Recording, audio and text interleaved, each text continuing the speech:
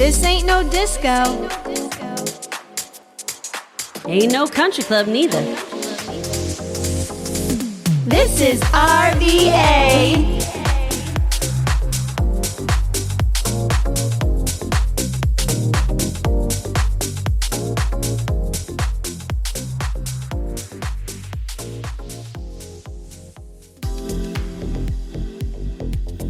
You guys, welcome back after a long hiatus, our little winter break to Oh La La in the Dungeon. Season 3. And why is it Season 3?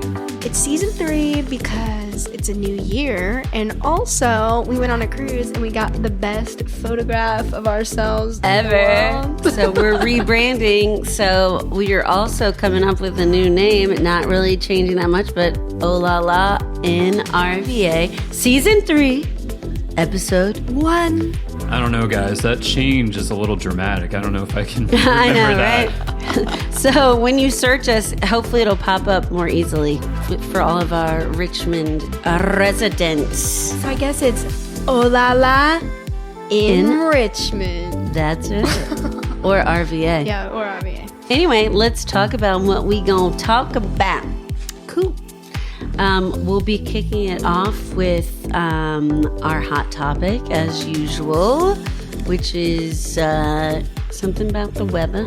Y'all probably already know. It's been extremely cold, yes. if you haven't noticed. Yes. Yes, and then we'll also be interviewing Justin Ferguson, Sommelier to the stars, at least the stars within Virginia and elsewhere, perhaps. We'll hear more. What else we doing? Big Daddy will be dropping it on us. And on this episode, I'm going to be talking about the wine history of Virginia, so you won't want to miss that. Ooh. I love wine. Mm-hmm. And then, of course, we'll be talking about upcoming events locally around Richmond. We have some really cool ones coming up. Yep, our business of the week, a new Deadhead bar. What? Oh my God, I'm so excited. I know, I can't wait to go. And then, of course, our band of the week and shout-outs. So, Let's do it. Let's kick it off. Will you introduce our guest, please, Miss Yes. Olivia? On today's episode, we have Justin Ferguson, a.k.a. the Black Somm. And it's the Black Somm, correct? Black Somm RPA. Cool. That's And also, he's the wine director for the Underground Kitchen in Richmond. If you remember back in June, if you're a Avid loyal, listener. yeah, loyal follower, I can't believe it's been that long. It feels like yesterday. We had Michael Sparks on, and he is the CEO of the Underground Kitchen. We met Justin while attending the UGK's Summertime Cookout dining experience. We enjoyed professionally prepared 6-course barbecue classics, wine pairings by Justin, and a live DJ that was really fun. They played really fun music. And That was a great It night. was such a great event. Justin is a WSET Level 3 certified sommelier, advising his friends and family on how to select and enjoy a nice bottle of wine for any occasion. And right now, he brought us a nice bottle of wine. Justin is also a real estate agent advising clients on how to navigate the purchase or sale of their investment property. So let us welcome Justin. Thank you so much for coming. Okay, well, glad to be here. Excited to be a part of this. Been listening for a while now. Always cool people. I'm like, hey, I want to be a cool person too. So I'm happy to. Well, to be duh, you already are. We have the best of the best on the podcast. Yeah, you're with the and- right crowd. But anyway, hot topic. Yes. Let's move from the rain to perhaps the snow. Like, what the hell? Matt, Jesus. tell me. What the Yeah, hell? so What the hail? What like the I hail? mentioned, if you haven't experienced any cold temperatures, you've probably been living under a rock. On January 20th, there was a historic snowstorm of epic proportions. Florida recorded the greatest amounts of snow in the state history of my 9.8 inches I didn't in know Milton. And the last record in Florida was in 1954, which was only a mere 4 inches. What is going on? I'm tired of it being like record breaking. Every winter thing is record breaking. Yeah, let's not break So- those Do you records. think it has anything to do with global warming? But it could. I mean, I think it does because if you watch that Jake Gyllenhaal movie, which we know movies correct, right?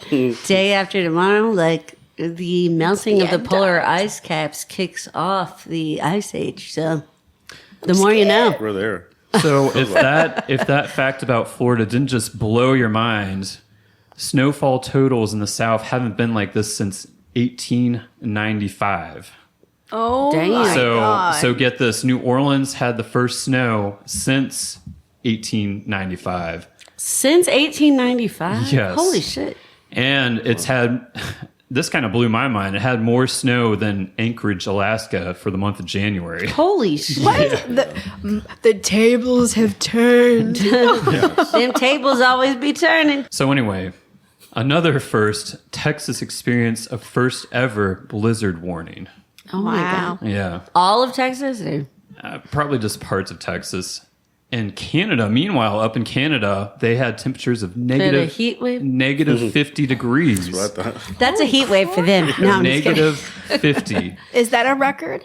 No, I don't think so. But there is another. I was looking it up in I think it's in Siberia. They experience temperatures under negative 70 degrees. Oh my God. Forget about it. No.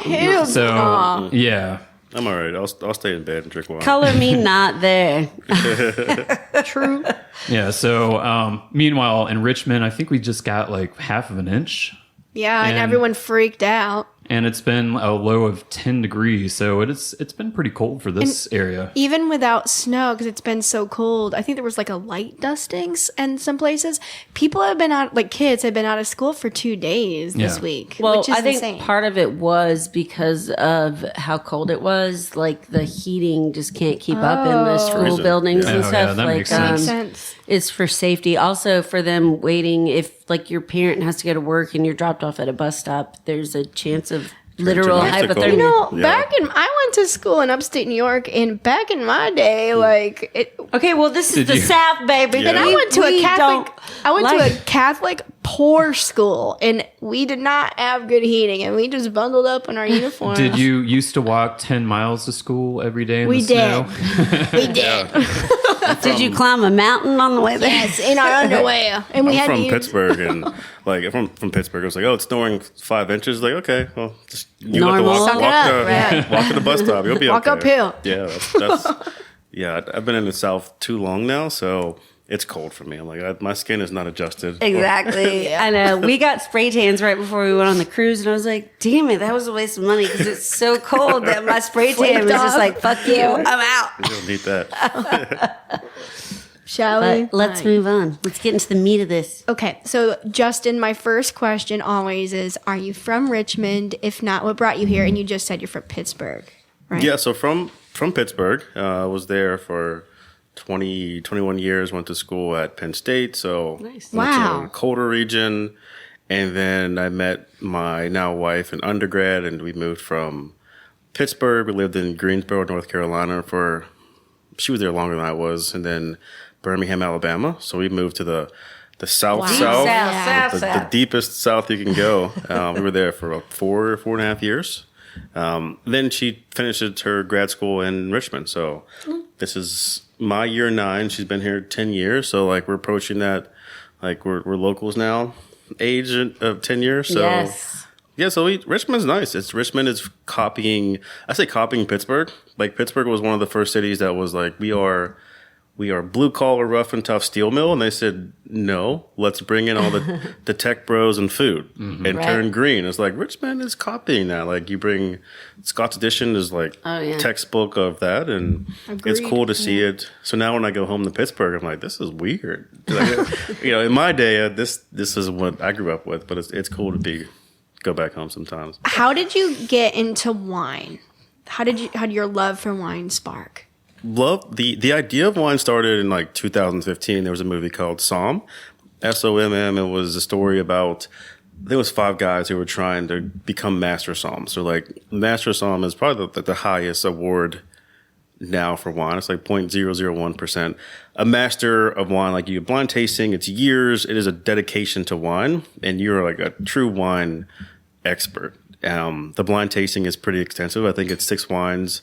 You have to blind taste them, like down to the vintage. So it's like this glass of wine, this grape, this varietal, this location, like it's soil, intense. Like that level of detail. And it's like, if you haven't seen it, everyone should go watch it. I think I have I seen feel that. like we watched that one night. It went viral. It was like a viral movie in 2015. It's like, oh yeah, this plot of land tastes different than like 2 blocks down the street. So like that level of detail. So that started, and there was this guy on there named Dylan Proctor. He's like the only black guy. I'm like, oh, okay, my family didn't do wine. They still don't do wine. But I saw him, I'm like, that's cool. So then I got into commercial real estate. All my clients kind of have like one demographic, and they're like, look similar, and they're like, hey, we know wine, we can afford wine, so we would go to dinners and like, why are we drinking this or versus that? So that kind of sparked the idea. And then COVID hit, and I was already consuming a lot. I said, why not just like study it? And then so that's hardcore wine. Justin really started during the pandemic, and it's been like 5 years now of being a wine guy. That's pretty cool. I myself had drank a lot of wine in 2020. Matt was like, remember during COVID how you would drink at least 1 to 2 bottles of sparkling rosé per night? I would drink a bottle of red. I had a Franzia box for like half a week and switch it. Yeah, that was COVID. There were a lot of wine experts during COVID. A lot of wine experts, connoisseurs. That was COVID. I mean, you look at the wine sales and alcohol sales was like spiked really hard during the pandemic. And it's like, what else are you going to do? So you were saying you didn't grow up with parents who drank wine at all? No, wine wasn't something in my home and the culture. Like wine wasn't just part of what we grew up in. For my father likes beer. He loves Corona. Mm-hmm. His, liquor was for special occasions. My mom didn't drink that much. So like wine was never around. So I didn't grow up drinking wine. I don't think I had my first glass of wine like that I remember until like I was 20. Like just not a part of the lifestyle. I mean, at undergrad, when you're going to frats and partying, it's like, what's the cheapest alcohol you can find? And wine's highest not bad. Percentage. Yeah. Well, sometimes. And then we went to Franzia, slap the bag. Like that was the era. We used to throw it in a circle, like drinking game. Like that's like, oh, we're fancy now. And then I think box wines are kind of coming back. I like a box wine. Well, they're more Boda like box? earth friendly, right?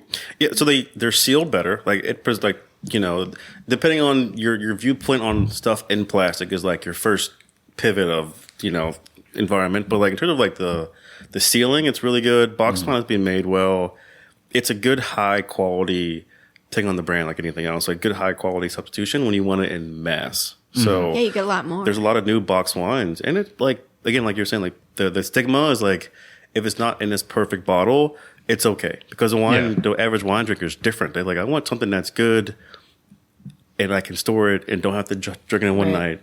So kind of like cork versus Cookout. Like there's some good twist off ones that are higher. Yeah, a lot of now. Sauvignon Blancs have twist offs. I love they're really Sauvignon good. Blanc. Yeah, I mean, that's my like, favorite white wine. Like functionally, the twist off is better than the cork because the cork you can reseal it. It's to seal in. The cork has a lifespan. You're gonna store it correctly. It can dry out. There's wine faults like corks can dry out and cause different issues in the wine. So like the feeling of opening a wine bottle and the cork is like I feel better versus twisting. But like if you're going, I want to drink this and store it. The twist off is probably more efficient. And if it was during dark times like COVID, you're like, I need this as soon as possible. I ain't got time for that bottle opener. Okay, so you just watched, the movie was called Somm. SOMM, yes. Somm. So you just watched that movie randomly and you're like, I love this. I want to do it. Yeah, there's just he made it sound cool because I've been in professional like sales commission for a long, like my professional life. So when you're in that, it's like he was going for like the elite 0.001%. And wine was cool, and like the level of detail in wine is like, really exciting to me. Like how do you take these super complex things, learn it, and educate other people? So like there was this portion of like the ego. Justin was like, I can do that, and then like you start learning. But I was like, actually, maybe I can't do that, but I want to learn more. Then with what I do now and my career, it's like the community was drinking it. So yeah, that's put the little fire. And then what really set me over was a movie called Uncorked during COVID, which is literally another great story. Like a black guy. His family was in barbecue, like this wine thing. Like he liked it, and he worked in a wine shop. And then he went to France. He's like, I want to do this family. Now my family didn't push back, this much, but I was like, I want to do this. And that very night I watched that Netflix, I bought Level 1, like the course. So I'm like, this is the moment I needed to jump into wine and Level 1, Level 2, Level 3, and hopefully do the diploma, which is like the PhD level of wine, hopefully soon. That is so interesting. I love that. I was going to say, so how long are those courses? Because one of my questions I was going to ask you is like, how long did it take you to get the level 3? Level 1 is like a week. Like level one is we want you to understand the basics. So most of you, if you consumed a lot during the pandemic, you could pass level 1. Like, what's a grape? Which actually, I'm going to interject here. Like, for people who are like, I only drink beer or whatever, what is a sommelier? Like, if you could give a definition of that.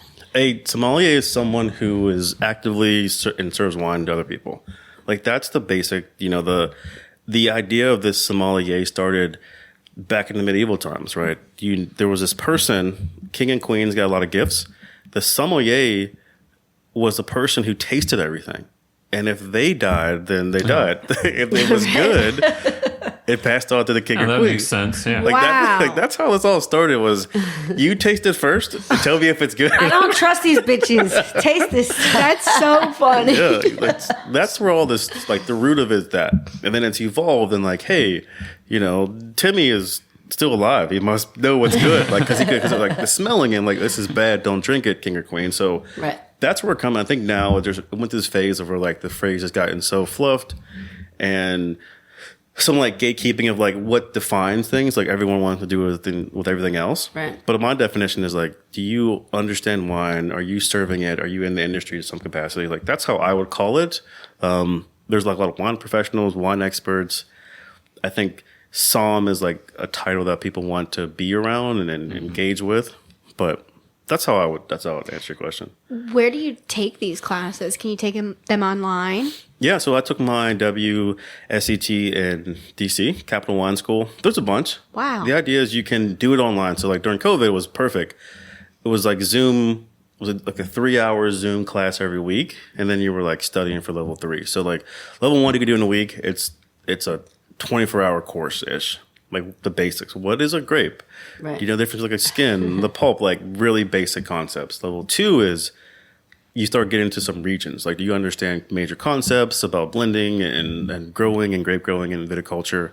Level 3 is like amplified of that. Like, can you name regions within the region? So a level 1 question is like, name a red grape. Pinot Noir. Okay, number 2 is like, name a region in the world where Pinot Noir can be grown. France, Burgundy, like France. And then level 3 is like, name the 19 appellations in France.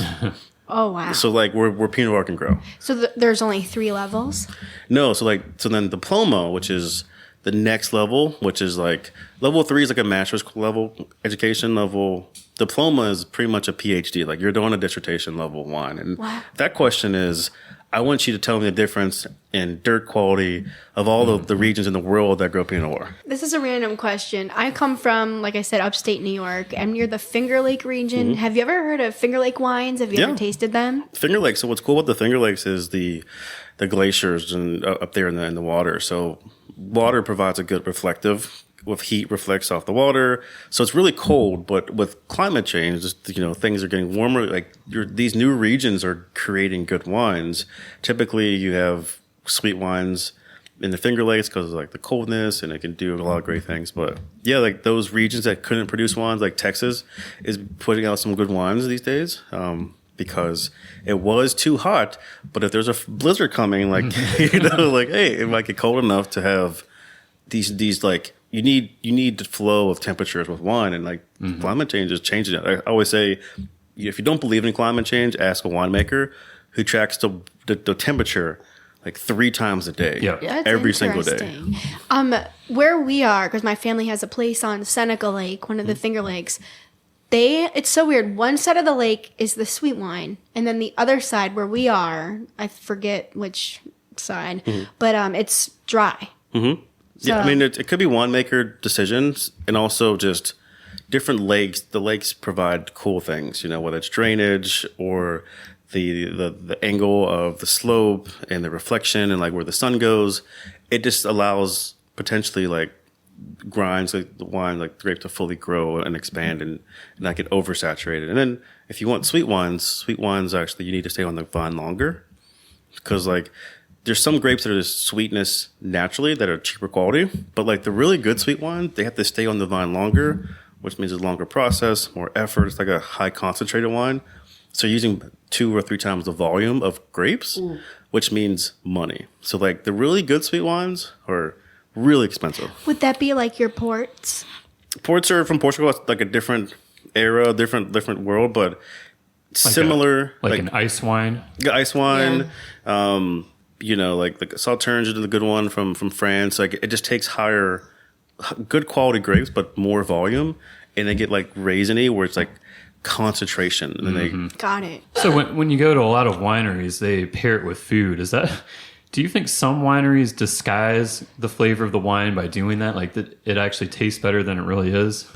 I think so. I mean, the wine itself and palate is a chemical reaction, right? So you either have to lean into that chemical or you balance it. So like food and wine, cheese and red wine, like cheese and white wine, like if you have acid, you pair with acid, or you say, well, if this is really acidic, I want a base to counteract. So to your question, you can mask the taste of wine with food and vice versa. Yep. And it should be a nice harmony. Like if you taste wine like by itself and then add food to it, like your palate is now changed. And which one tastes better, right? Is it the food tastes better, or is it the wine, or do they both taste bad? That's like you can really change your whole meal by, really a bad wine. Yeah. Well, actually, that leads me into a little game that I devised. A game? I love games. Yes. Love games? Well, y'all can't play, but Never mind. this is for you. I'm going to name a dish, and you tell me what wine you think would pair best with it. Okay. There's no losers here. This is actually very interesting. People should take notes here because I picked some random shit. There's no wrong answer. Wait, All right, give me yes, your pen. 'Cause there's I want to no know. wrong answer. I Yeah. want to know the answers. All right. Chicken tacos with rice and beans.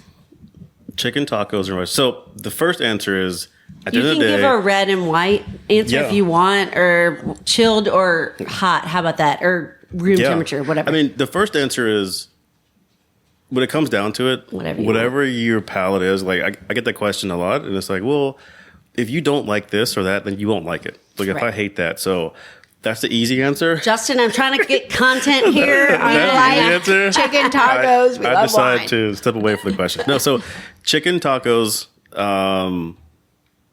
Is there a sauce on it, or is it tortilla a and meat? chipotle sauce. So like a little spice, right? Spicy, Yes, yeah. So- I like a little spice. A little spice. So when you're pairing heat, you have the question of it's red meat or chicken or white meat. Do you go with the heat or offset it? So I like a garnacha, something that's got a little spice to it to amplify. You don't want something that's super high tannins. Garnacha is a good. So like what we're having tonight. So this is a good medium. It's medium very good, bodies, guys. smooth. If this was a Napa cab that was high in tannins, that chipotle would burn your mouth. Like it would be too much heat. So Hot on hot. I'd go with a nice red fruit, smooth tannins, garnacha with tacos. All right. That sounds really Or delicious. garnacha.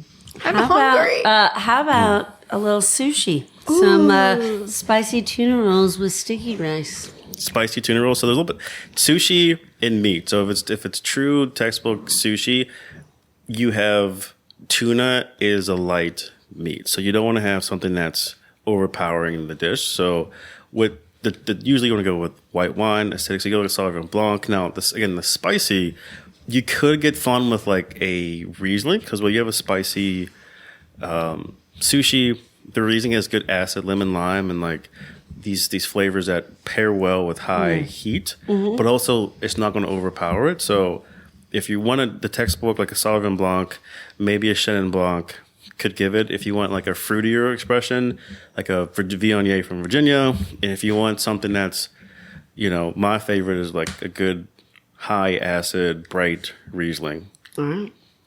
I'm so hungry right now. I know. Me too. Okay. How about your all-American hamburgers and hot dogs, baby, with some French fries. Yeah.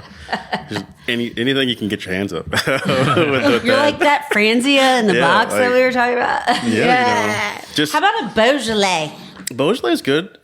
With a good old hamburger, meat, buns, ketchup, mustard, like the basics. Mm-hmm. You can go with red meat. You could go with a powerful red. Mm-hmm. I think that's a preference on your tannic level. So, okay. Yep. And for those of us who are dumb, not me, but what are tannins? Because I don't think people know what tannins are. I need to know. I don't know what a tannin is. Yeah. I don't know what a tannin is? Nope. Come on. That's why we're here. So a tannin, on red grapes, the skin of the grapes has the chemical, other tannins. So that makes your mouth dry. It's this drying sensation that helps preserve and protect the grapes. So red wines have tannins, white wines don't. And the idea is when you get the grape and you're mashing it and making wine, you separate the grape skin from the juice, whereas red wine, you let it all marinate and ferment together. So that's the tannins, and that's why red wine is red, because of the red grape skin. I would not know that because I drink mostly white wine. Mm-hmm. So people don't like tannins for the most part. I think it's like a really trial and error for a lot of people, because I didn't like red wine because of the dryness. I liked white wine. It was fresh, it's fun, chuggable, but tannins, I love tannins now. So, if you're eating a hamburger, do you want a high tannin wine? Do you want a smooth Pinot Noir? Because beef, you can I was going to say a steak pairs well with a tannic wine, right? Yeah. So if you're going a full T-bone that has a good cut of fat, like the fat on the steak, tannins help cut through the fat. That's why steak and red wine go well, because the tannins and fat. But if you have a big bodied cab or red or Bordeaux versus a duck that's duck itself is a little bit lighter but fatty, that might clash. Or even a lighter, low fat. If you had a big bold red with venison that's low fat, or low fat meats, it might overpower it. The fat kind of pushes back and balances in your palate. All right, I have a couple of challenges. Red velvet cake. Oh my God. Red velvet cake. So you could go to a very light Pinot Noir or a Beaujolais. A quirky one is Zinfandel, a really bold, very jammy, really jammy to go raisin flavors. Mm-hmm. And then, it's sweet cake. So then you can go a lot of sweet wine. You can there's Ferment Hungry, another one. A port could be interesting. Now we talked port earlier. Port, yes. They add alcohol to port. So ports, that's why they gave you these little glasses, because ports are 20% ABV. They're really strong. That's crazy because they're so sweet, and you wouldn't me. I'd be like, oh, it's not that much alcohol. It's a sweet wine. Then you black out. That's why you'd be barfing. a good cordial or an after dinner. That's a good headache. It's so strong. That's why they give you that little glass, because port, they'd make wine similar, and then they add alcohol to it, which pulls up the body. So okay, this is another random one, just because one last one. How about Rice Krispies? With milk. Rice Krispies, the cereal. No sugar added. Just the cereal. Just Rice Krispies and milk? Raw with milk. That's interesting. So is that an entree or with breakfast for dinner, bitch?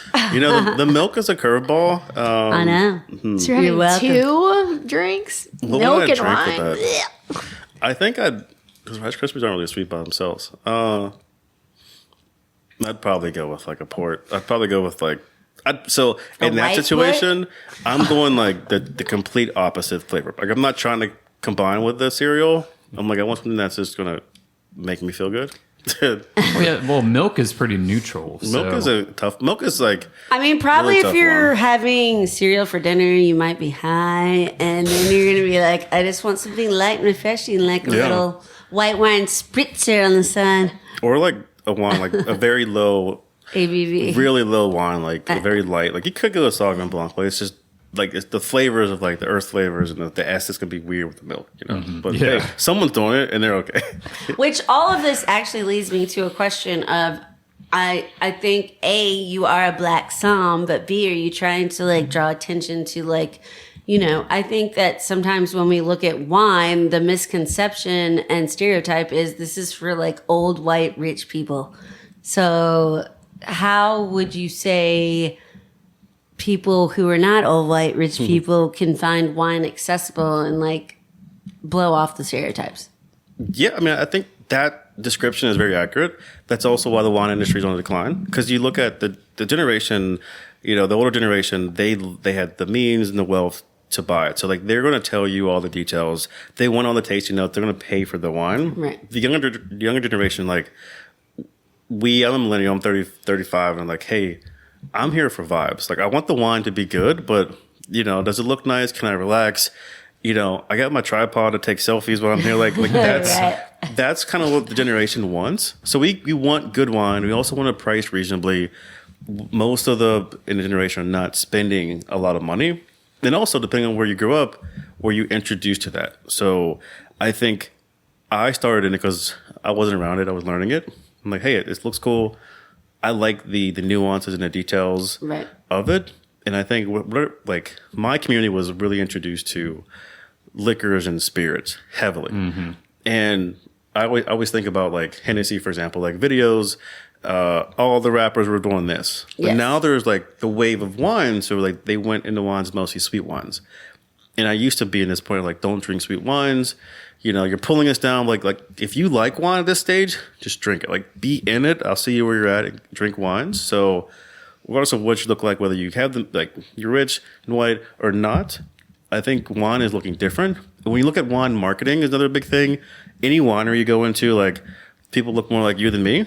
So that's a big push off, right? You want to go somewhere where people look like you. Right. So my content and like what I do is like, hey, I make wine and my videos are really silly. And like, I want wine to be silly but cool because I feel like there's this gap of like really pretentious wine where it's over the top. Yeah, it's very stuffy. Super stuffy. All these jargony words.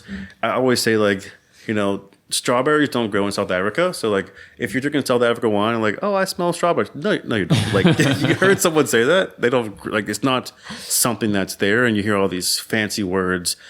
Black currant, another one. Oh God. It's like black currant was outlawed for so many years. Like most people have not even come around black currant. So I don't know what black currant it's like a smells or blackberry. tastes. No, I know, but I mean, I'm saying like, have we actually smelled that? I don't think so. Yeah, so like, I like to say like, where are you when you drink it? If you are on your dad's porch at like, great. If you're on a yacht, great. Like where like wine should be like where you reflect with it. So wine can be easy. I also like to say if you like fruity cocktails, there's a wine for you. If you like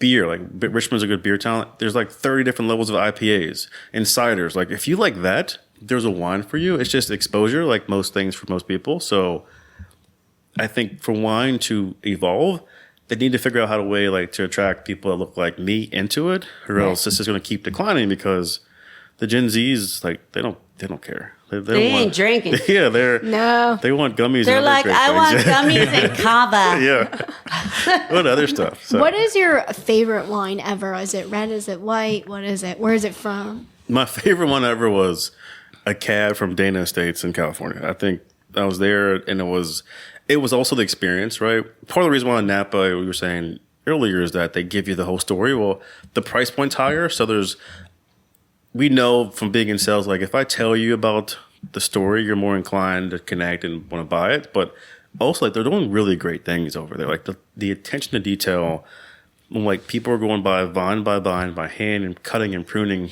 year round. Yeah. And with climate change and everything else that's happening, like the detail is there, but you don't see it when you go into a tasting room these days because it's the little wine stoppers on it, get in, get out.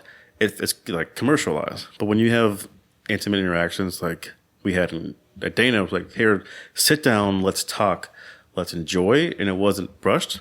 I think it was like an $800 bottle of wine. It was such a nice experience. And that's a memory that I always have.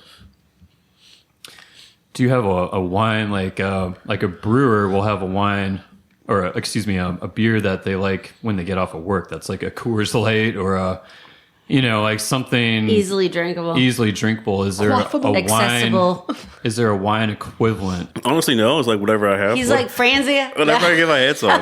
Whatever. It's if I had endless wine, like with two small children, I'm like, hey, what are we drinking? Like, I need something. Like, I think I'm not someone I'm still new to the industry, so I don't have like, I need to have this. I turn stuff away.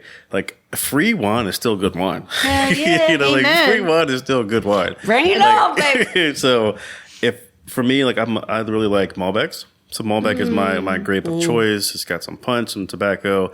The color is purple. Like I like the color too, and all the swirly stuff you do with wine. But the first answer is like whatever's there. But if I had to pick, it'd be a good Malbec. I have a question before Liz. No, you're fine. Your favorite winery locally, or That's just what I was using. or in Virginia? Just your favorite winery in the state. Blenheim in Charlottesville. That's my favorite one. Can you say that one more time? Blenheim Vineyards. It's Dave Matthews' winery in Charlottesville. Really great wines, good combination, a lot of great growings. They've got a lot of great programs and community involvement. They have a lot of big on like diversity and like let's get more people. Let's make wine more approachable. So like the wine is really good, but also just the vibes. RDV is another great one. That's in RDV. I haven't heard of that. RDV is probably one of the the fanciest wines in town. Like their tasting is like around $200. That's in Oh, wow. Richmond. I think it's in Middlesbrough. Don't quote me on the region. It's closer to Northern Northern Virginia. Virginia. Closer to Northern Okay, Virginia. yeah. Yeah. What about in Richmond? In Richmond, I like Upper Shirley. Upper Shirley is good. You know, I'd consider that Richmond. It's the Yeah, it's Richmond adjacent. It's the only one in Yeah. Richmond, right? I think the winery. Yeah.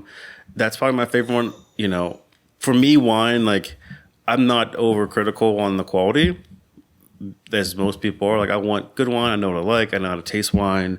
But also, I'm still vibes. Like, I have 2 kids. Go play in that big yard. Just don't go into the water. Vibes versus stats. So there is you mentioned South Africa. They have a South African winery in like it's past what's it called? Like all the haunted houses are, but it's like near my mom's house. it's There's way one. out there though I in think the We've Been been to to that. it. Yeah. We've actually been to it. I can't. I'm gonna post it in the show notes. Everyone Here, I listening. will tell you. Hold It's on. so good and it's so cute. And the owners are from South Africa. It's like a low key kind of place. Yeah, I'll think of the name of it. But I think also like when you're a wine drinker, like seeing what you want in a wine, like when you pick a wine bar or a vineyard. Like again, I have 2 kids. King's Family is great. They have the polo field. Like, hey, We've been there. Oh, we love Yeah. that. We saw polo there. Oh, yeah, it was Matt, great. Were you there, Matt? I don't Yeah, I remember. went to the polo match. I was not prepared for polo. I went there with my son. And I had like a picnic blanket and like a little cooler. Like the guy next to me is in like a Winnebago. Like, okay, I was not prepared for this. I was also not prepared, but I was with people who were prepared. I was Yeah. like, holy crap, this is an event. People bring, like the people we were with brought out like plants just to decorate. Oh, decorations. See, my guy didn't have that, but like it's like you guys. This is as tailgate as it gets. You know, I went to a D1 school and like I saw the tailgates and all the thing, but like this is next different level. quality of We had so much fun. partying. We need to go back. Okay. Greyhaven is Greyhaven. Haven't That's been the there South yet. African winery around here. It's so cute. And It's in Gum Springs, which is basically Goochland. it's like a little less than an hour away. I'll check them out. Yeah. Maybe an hour from here, but where I'm from. I don't think an hour even. 45 minutes. I have one big question all about night. how did you meet Michael Sparks? How'd you get affiliated with him and get into the UGK? I DM'd him. How'd you find him? How did I find them? Just Googling. You know, I think most wine people, most somms are in a restaurant serving. So because I have like a day career, I call it, it's something that I didn't want to be in hospitality serving every night. So with the Underground Kitchen, they do events and it's much more casual. So we're not serving every day. So I saw it, I was like, hey, I like it. It's like the vibes fit my vibes and style. D and Michael was like, hey, I do wine stuff. We look like each other. I understand your mission here, and let's see if we can work together. Then I came and saw it and did some events, and it's been now over a little over a year. They have a wonderful mission. Not only do they put on these extravagant dining experiences, but they give back to the community, which I love. And I know they did like a huge Thanksgiving thing for the elderly. Yeah, they do Thanksgiving, give away, like cook and give away food. Underground Kitchen's mission is awesome. Man. They're putting on chefs of color, LGBTQ plus community. They're giving people opportunity. There's a new cooking cooking Class. course coming out soon. I mean, Like, food, like they're feeding, I think Michael knows, like over 300,000 meals last year. Like they're feeding children. Yeah, they're feeding healthy children that like are in underprivileged areas. and the taking elderly, and you also like the history lessons and every dining experience. Like Yeah. you get to learn about the food that you're having and the wine too. Like you even gave a kind of a I mean, history you lesson. never thought about, like, as a stupid white girl, like thinking about like picnics and stuff, like all the historical context. Yeah, like, we didn't. you know, We had no idea, and it was just a privilege to attend. be when- involved. Yeah. Yeah, we want to give you guys an experience, right? The idea is, the chef Steve Glenn, shout out Steve Glenn. He was on Hell's Kitchen a few years ago. Yes, Did we very want him well. on. we want him on the pod. He's Hook us up. I'll text him. He was on Hell's Kitchen. What's cool about that experience is, I think he made like hundreds of beef Wellingtons. Yeah. And he's like, I'll never make one again. But like that level of quality and perfection, because you have Gordon over your shoulder about to yell at you. Yeah. So like the But food he's so there is hot. perfect. I love Gordon. Me too. He's like a nice guy. What's cool about the story is that they slice it up to make it more sensational. But it's like, hey, when he's yelling at you, this is like mess up number 7. Yeah. So it's not the first time. So she makes food. They always chat menus, and then like we bring in the storytelling of like, on top of this great food, everything as most as possible is locally sourced. So we try and support local farmers. I try and lean in on Virginia wine as much as possible. So we want to give people an experience about Virginia, but every opportunity we can.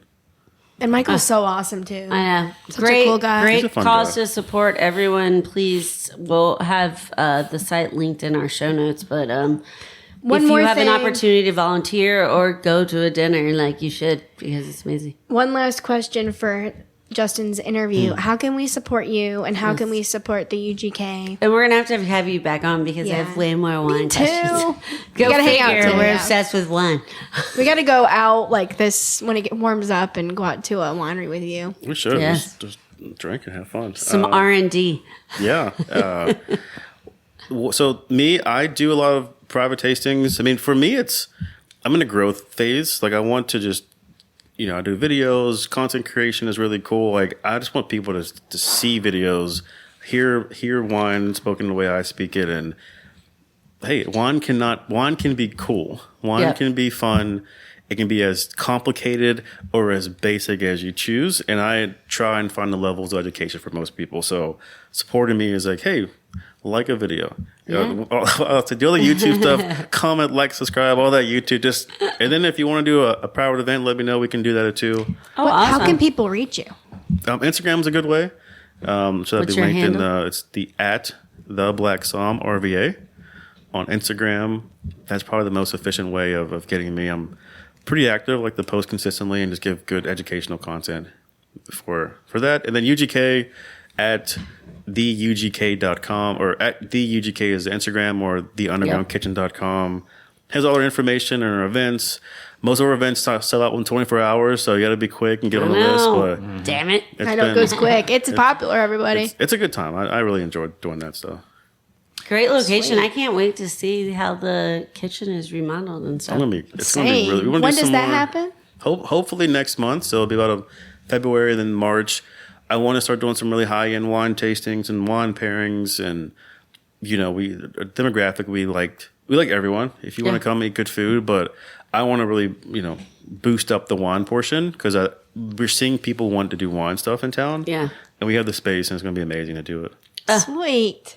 Awesome. All right. Well, thank you for the interview. Yeah, thank you But so you're much. not You guys. leaving us. All right. I think it's time for Big Daddy to drop it on us. And as I mentioned earlier on this episode, I'm going to be talking about Virginia wine history, which ties into our guest. And first of all, wine in Virginia has a long history that dates back to 1609. Wow. So That's a long time ago. very early. So ever since the colonists arrived, they harvested native fox grapes, which are similar to Concord grapes. And the thing about fox grapes is that you can make a wine from it, but it's going to be very sweet and almost to the point of undrinkable. And so the thing is, the colonists, they wanted to grow European varietals so they could make it into a cash crop. And they had a lot of trouble with that because of Virginia's climate, and they had a lot of pests. And in 1619, they actually passed something called Act 12, which required every male household to plant 10 vines of imported grape for the purposes of making wine. And Thomas Jefferson tried to grow European varieties in the early 1800s. He and an Italian viticulturist had some early success. However, it was short-lived due to infestation of pests. What kind? I think like Possum? aphids. Phylloxera. Is that It's a... probably what, like a There's beetle or something? there's a root louse that eats the vines, and if the vines they're not intact, they die. So Oh, Lord. That's what you get for being Thomas That is a Jefferson. pest. And so the grounds where Jefferson attempted to grow grapevines is now Jefferson Vineyards at Monticello. And speaking of Dr. Daniel N. Norton, in 1817, he developed his own grape that was a combination of a Virginia native grape and a common European grape variety. The hybrid grape was resilient against North American pests in Virginia's climate. And the Norton grape is America's oldest wine grape.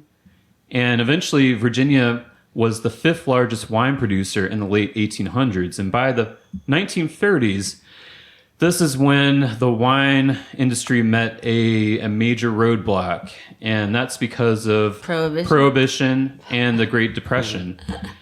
And as a result, a lot of Dr. Norton's vines were destroyed to comply with the Prohibition laws. And so, my God. Yeah, exactly.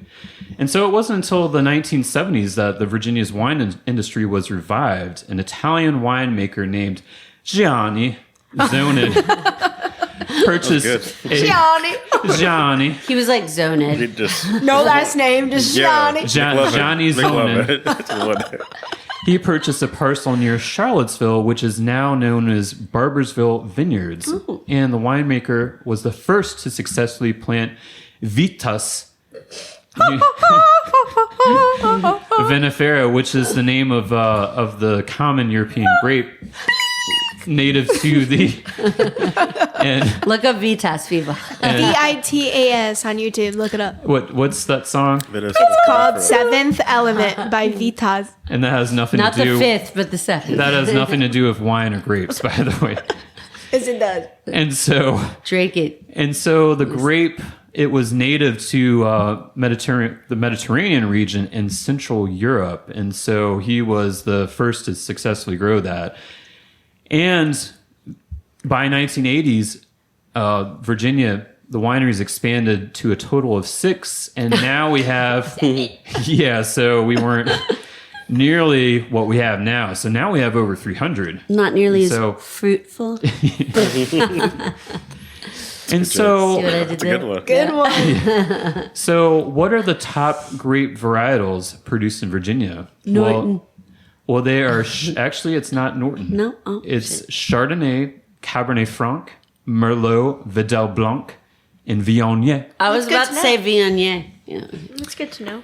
And so, we were talking about this. If you're looking for some wineries in Richmond, there is always Upper Shirley Plantation, east of Richmond, Ashton Creek in Chesterfield, James River Cellars Winery. That's Ashland. on Route 1. And there's a Bramley Park in Scott's Addition, to name a few. Your urban winery. Yeah, Ramley's really cool. That's my vibes winery. I know, That's like yeah. close to my house. I I that. like Jolene Winery's kind of Oh, cute. that's a good one. That's down 95, right? Yeah, I Ish. think it's a New Kent area. Yeah, Jolene's a good one. They have the tents outside, right? The yurts. The yurts, yeah. Yeah, That's right. I always like seeing the bands there. They have great bands. Yeah. Yeah. They have good food trucks too. I love this area so much. I like Salty Creek. I love yeah. Mr. Salty the cat. good Oh one. my god, I love a black kitty cat. I know you there. I mean, what's cool about grape varietals is that it can grow in a lot of places. Like Chardonnay, I think Chardonnay is the most planted in the world because Chardonnay is a very solid grape that can adapt, and then I hate a Chardonnay is Chardonnay, like. but yeah. Really? So you hate Chardonnay? Well, she, I don't like wine. she doesn't like the oaky, buttery flavor. You like but, a steel Chardonnay. Yes, I like a steel. but that's because it's aged in a barrel. My If you- steel queens can win. It's Yeah. fine.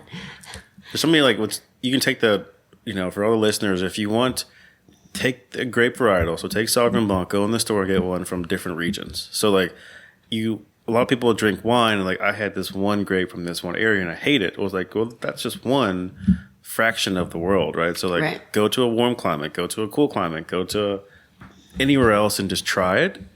And order 2. Get 2 bottles at a time. Get one. I like the way you think. Me too. And taste test it. There's enough ways to conserve wine these days where you can taste test it side by side. Matt and I both agree that we both like a New Zealand Sauvignon Blanc. I think it's perfect for a hot day. Yeah, I mean, when people are looking for wines, I think $15 is a really good price point. $15 is a really good price point for wine. I think you get diminishing returns after 50. So if another question is, I'm at a restaurant, what should I get? Well, hey, there's AI now. So if you want the quick answer, take a picture of the menu, put it in ChatGPT and say, which wine should I get with that? Wow, that's even more than what I would do. I'd just be what wine should I have? That is a good idea. I keep learning new things to use AI for, and Everything, that is yeah. an amazing suggestion. These wine menus and these names and these lists. If you're a wine person, you may know, but if you're not, I'm having, take a picture of the steak or the meal you're having and say, I'm having this. Here's the wine menu. Which one pairs best? Just use the internet. It's there. Wow. That's a great suggestion. And then the other one is should I order the fancy bottle of wine? And the thing is, if you don't know what that should taste like, don't order it. Because when you go to different price points, wine tastes different. And people always want to say, I want to get the fancy wine for a date. And it was bad. It was well, you didn't know what it should have tasted like. It's the 80 bottle versus the 10 bottle is very different flavor profiles. So you shouldn't order a bottle of Cristal. Is that what you're saying? If you're ordering Cristal specifically, you're not ordering Cristal to drink it. You're ordering to make sure everyone else knows you ordered it. But that's what Diddy used to order, so don't order that, guys. No. He did order that. He had Cristal in his pistol. Cristal. Oh my goodness, Crystal. Everywhere. It was everywhere. Too many places. So yeah, You might get roofied if you drink that shit. That's all I'm saying. All right, guys. Back on track. We got some events coming up, and that concluded. Diddy takes up too much. That concluded Drop It On Us, Big Daddy a little while ago. Thanks, Daddy. Okay, should I go first? Go ahead. Okay. Events. Okay, events. So, you guys, this is very exciting for the fellow nerds of Richmond who are listening. So, on Sunday, February 2nd, coming up quick, from 10 a.m. to 5 p.m., Richmond is putting on Richmond's first Anime Fest. Ooh. Richmond Anime Fest is an anime collector's mecca convention located in the beautiful city of Richmond, striving to be Virginia's best and truest anime convention featuring fandoms of multiple genres. As a long time... Does that include tentacle porn? You have to find out, probably. Probably. Yeah, but I agree. As a longtime collector of anime, manga, sorry, I'm not a nerd. Manga. And pop culture items, the promoter brings Richmond an event that will satisfy all anime fandom. Richmond Anime Fest will have exhibitors that cater to a wide spectrum of interests, including anime candy, magazines, toys, video games, anime manga, cosplay, manga artwork, sketches, apparel, and jewelry. In addition, a roster of anime industry professionals and fandom-related celebrities are guaranteed in attendance for fans to meet and greet. This will be one show not to miss. Ooh. How much was it? I think it's free. Oh, it's free. Yeah, you just go and you buy stuff. Sounds really cool. Yeah. So if you are interested, I would just look it up on Google because there's no... it's on Facebook. Information. The event is on Facebook. Just look up Richmond Anime Fest. It'll pop up. But it's coming. Quick. Yeah. February 2nd. Okay, second event. My other one. So this is another amazing one that I kind of want to do with you and Matt, and you can come too. That'd be fun. Okay, so Saturday, February 8th, from 11:30 a.m. to 9, Richmond Chocolate, Wine, and Whiskey Festival at Main Street Station. Are you going, Justin? Maybe. That sounds deadly. I didn't know about it, but I might have to. I know. I'm like, I might have to cancel. We have a baby shower. Other than that, You ain't going. Yeah. Okay. So, we're both going to that. we're going, bitch. Okay. So general admission is $59, but let me tell you what the ticket includes. Ticket includes unlimited tasting of chocolate, wine, and spirits, boozy milkshakes, candy cocktails, lushy slushies, and spiked hot chocolate sampling and Sounds like a chocolate vomit. fondue bar. 21 plus only. Okay. And then if you got some money, honey, get the VIP. It's $80. So the ticket includes early access, private reserved area with tastings of rare/unique whiskey/champagnes, unlimited tasting of chocolate, wines, and spirits, boozy milkshakes, candy cocktails, lushy slushies, wow. and spiked hot chocolate samplings, and a chocolate fondue bar. Okay. That's a lot. A So- nude bar. What? Well, you'll have to see. If you drink enough, yes. And those are If you drink it all, yes. those are my events. All right. Well, I've got a couple for you guys. We're going to go back in time. This is happening January 28th to February 2nd, and I'm very jealous. I might actually have to buy a last minute ticket. I'm not sure. Should I go? If there are some, you should. MJ the Musical. January 28th to February 2nd, as I said, at the Altria Theater, Michael Jackson's unique and unparalleled artistry comes to Richmond. Is it musical about a musician? Yeah. Michael Jackson. It's about Michael. It's Like, all is it about Michael. like his life as a musical, or like are they just playing a It's song? kind of like making his life become a musical. Okay. Interest peaked. It already is. Well, it's actually sorry. a specific point in his life. The Dangerous World Tour from 1992, which included, I believe, 1992. Man in the Mirror, Yeah, that's a good- all that's a of good time. those, like, That's iconic. around that time. Like, anything involving Macaulay Culkin in video, Yeah, if that y'all range. remember when they played videos on MTV, then it's in this musical, yeah. All right. Tickets start at $49 to $59, depending bad. on weekday versus weekend, and they go up to about 200 and some. So okay. check it out. So if you want to sit in the back row, it's $50. if you want the nosebleeds, which are pretty good there anyway, it's not a huge theater. So, and then also Alice in Wonderland, Falling Down the Cirque Rabbit Hole. So this is a Cirque du Soleil production, which my. if no one has been there before, it's acrobatic stuff. They do anything from like trapeze work to on the ground. Where is this? Clown stuff. This will be at clown the stuff. Dominion Energy Center from January 30th to February 1st. The full-scale aerial cirque production will take you on Alice's journey through Wonderland and into her deepest dreams, only to awake and realize it was all just a dream. It was all the dream. With jaw-dropping tricks that will mesmerize the audience. How much are tickets? Tickets start at $31. Nosebleed? That's not too bad. Yes. So lots of fun stuff coming up. And it's going to be in the 50s, I'm told, next week. So maybe gonna be a we warm A can... summer little day. bit warmer. Maybe that- we can leave our houses, people. All right. That sounds like t-shirt weather Take to a me. shower and T-shirt time. smell nice tanning and, weather. and ventilated. Yes. All right. So, Olivia, tell us about our business of the Oh my week. God, this is so exciting. So Ripple Rays, located at 3213 West Carey Street, is a new bar and music venue revitalizing the former town hall in Wheezy's kitchen space. Owned by Katie Jarvis, a seasoned Richmond bartender, the venue blends live music, a welcoming atmosphere, and a creative food and drink offering. Named in tribute to both the Grateful Dead song Ripple and Jarvis's late father, Ray, the space features a psychedelic decor, a music stage, and it nods to the iconic band, the Grateful Dead. Jarvis hopes to fill the void left by Carey Street Cafe. Rest in peace. I love that place. It's so sad. Their I can't food believe it's was gone. so good. And also just the vibes are And the amazing. vibes. Yes, the vibes. So they offer live music, open mic nights, and an inclusive community vibe. Ripple Ray's menu includes Hippie Hour, such a cute name, Smoked meats, creatively named dishes like shakedown sliders and tripping on shrooms, with a focus on comfort, music, camaraderie. Jarvis aims to create a second home for guests.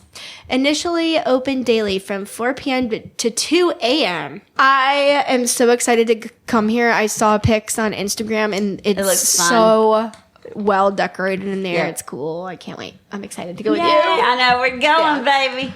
And then we have, of course, our band of the week. This is Theocles. That sounds very I Greek. know, I sound... Well, I'm like, am I saying a dirty word? I know. I'm like, is that a sex position? It sounds like I'm going into Theocles, y'all. Is that an organ of the body? it sounds like a Greek god, Theocles. I know, right? I'm gonna lick your Theocles. He might be a Greek god, but he's also a 27-year-old singer-songwriter out of Richmond, VA. He'll be taking the stage with nothing but a guitar, maybe some clothes, a loop pedal, and a microphone at Harry's. I'll tell you more about that in a second. But Theocles, as I'm going to call him, he uses his soulful voice to carry the audience through a range of emotions. Is it sorrow? Is it happiness? I don't know. You'll have to listen to find out. But he draws inspiration from artists such as Ed Sheeran, Aretha Franklin, and Hoosier. In both his Hosier. originals, whatever. I know. That's a diverse group. You say Hosier, Hoosier, whatever. People call me Hoosier because I'm Hoosier. And he does covers and originals. He's putting on an energetic one-band man show. If you can get with that, if you can dig it. Whether it's an amphitheater, your local brewery, or just a damn street corner, he's got it. There's nothing he loves more than sharing his music with the world, baby. So go to Harry's at the Hoff, which is located Friend of the pod. Yes, friend of the pod at 2818 West Broad Street. That would be on Thursday, February 6th from 7 to 10. Coming up. Tickets are free on Eventbrite, so you can reserve your spot. Or if you want that real VIP shit, you can pay an extra $10. $10. bad. That's not Well, that bad. that includes complimentary access and exclusive meet and greet with the artiste, happy hour bevs, and more. But It's wait, worth there's it. more. That's a good $10 Cool. I spent. do think that is. So, check it out, peeps. So, that's about it for this episode. Shall we We got some shout outs. do some shout outs? Yes. Shout out to Olivia? Justin first. Thank you so much for coming on. It was a Hey, pleasure to see you Shout out to again. you guys. This Such is a great episode. Yeah. This was really, really interesting. I'm like, we about to pop open another bottle of Yeah. wine, peeps. Still thirsty. Still thirsty. I know. I love that grape juice. I just want to shout out, first off, UGK, Underground Kitchen, Michael Sparks. We love you, yeah, baby. we love you, Michael. You're our other big daddy. And then I want to shout out some wine shops and some wineries from the region. Second Bottle, she just got hit with living above Sub Rosa. Yeah, Sub Rosa, which shout out to Sub Rosa as well, but they're both recovering from a fire. So go support her at Second Bottle. Great wine shop. And the cool thing about them, I'll just throw this in. If you become a customer there, they actually keep a little log of everything you've bought, which is so awesome because if you're like, wait, I want that champagne I bought for New Year's Eve 2024, 5 years from now, they'll have a log of that. And because if you're a flake like I am and have forgotten to write that shit down, That's really cool. then you can look it back up. What So about- that's awesome. What about the winery we went to for Thanksgiving? The Thanksgiving pairing. Remember when we went there with your dad? Oh, Ferguson? is that Emerson? Emerson. Yeah, Jay Jay Emerson. Emerson, Yeah, in, they're West End. great. Yep, that's over in the West End. Barrel Thief is also over that way. Penny's over in Jackson Ward. What else do we have? Jolene. I can't read my own. Yeah. Jolene Winery. Winery. Jardin. Jardine. Um, Fancy. James River Cellars, Upper Shirley Vineyards, Bramley Park, Garden Grove, Ashton Creek, Sade, is that what it's called? Saudi Creek. Yep. Oxford Cellars, which is a wine shop in Forest Hill. You've got Celadora, which is in the Fan, next to Jardine. You've got Second Bottle here in Churchill. Once Upon a Vine in Northside. That's a cute name. The Wine Whisper in Short Pump. Echelon Wine Bar downtown. Yeah. I go to all these places a lot. I so. think that's it, right? Have we covered them all? I think we covered If everybody. there's missing someone, New Kent Winery is pretty good Kent too. Winery. yeah, New that's a Kent good Runner is one. good. All those Saudi Creek, like I said. And what's that? The South African one again?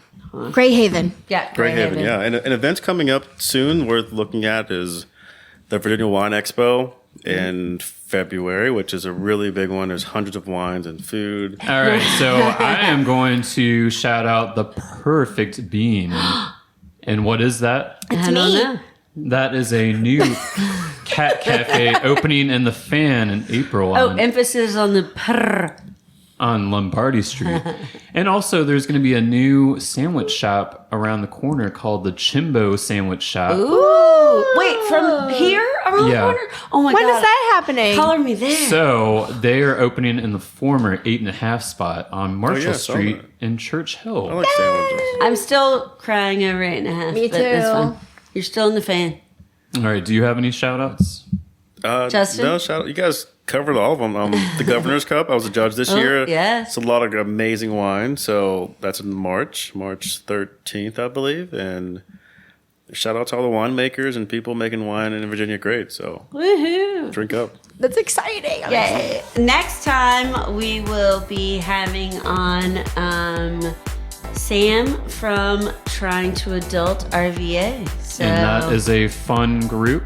In Richmond, Yep. about having a good time in the city and finding camaraderie, and it's Making not new networking. and they might go drink some wine as well. I'm pretty sure they do. So it's all tied together. Like, let's keep making this city the best one around, baby. Yeah, baby. Okay, season 3. Episode 1. We That's love a y'all. wrap. And always, you can check out our Instagram. At Olala RVA. That's right. And as always, you can send us a DM if you want to be a guest on the show. Cool. And just if you hate it, if you love it, let us know. We want to know. Tell us what you want more of, what you want less of. If you Want to be on it. exactly. All right. See you All right. until next episode.